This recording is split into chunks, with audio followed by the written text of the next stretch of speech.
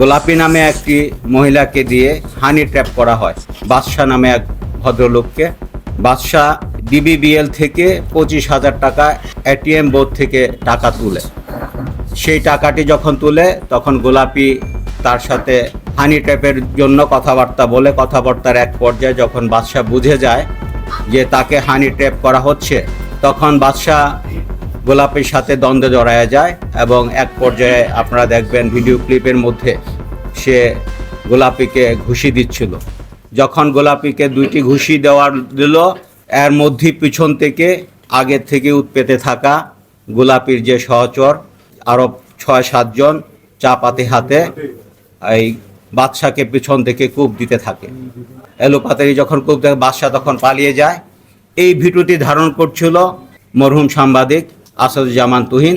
তিনি বসে এই ভিডিও যখন ধারণ করছিল, তার এই ভিডিও ধারণটি এই ক্রিমিনালরা দেখে ফেলে।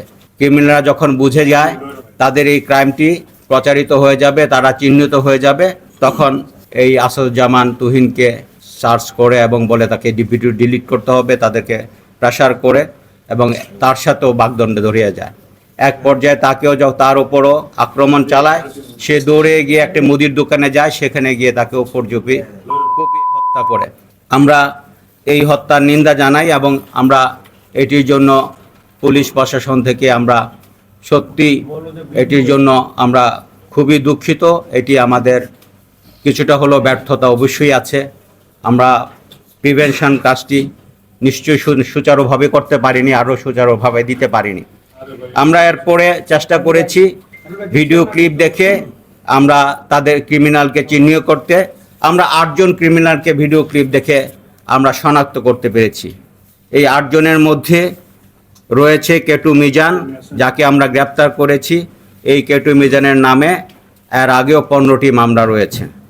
আর যিনি হানি ট্র্যাপ করেছে তারই স্ত্রী পারুল আক্তার ওরফে গোলাপী, তাকেও আমরা গ্রেপ্তার করেছি। ভিডিও ক্লিপে যাতে দেখা গিয়েছে আলামিন 21, তার বিরুদ্ধে 2টি মামলা রয়েছে।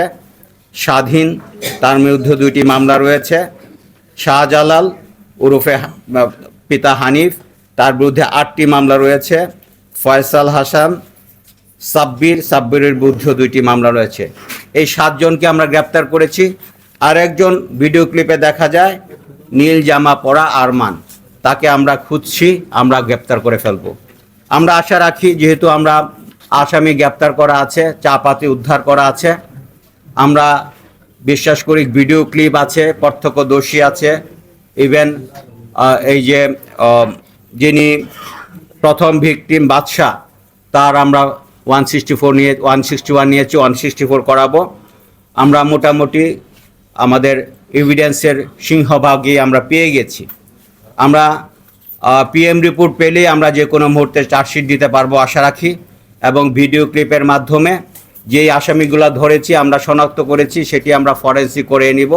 আমি আশা করি ম্যাক্সিমাম 15 দিনের মধ্যে যদি আমরা পিএম রিপোর্টটি পেয়ে যাই, আমরা চার্জশিট দিতে পারবো। ক্রিমিনাল জাস্টিস সিস্টেমে পুলিশের কাজ শুধু ডিটেকশন এবং চার্জশিট।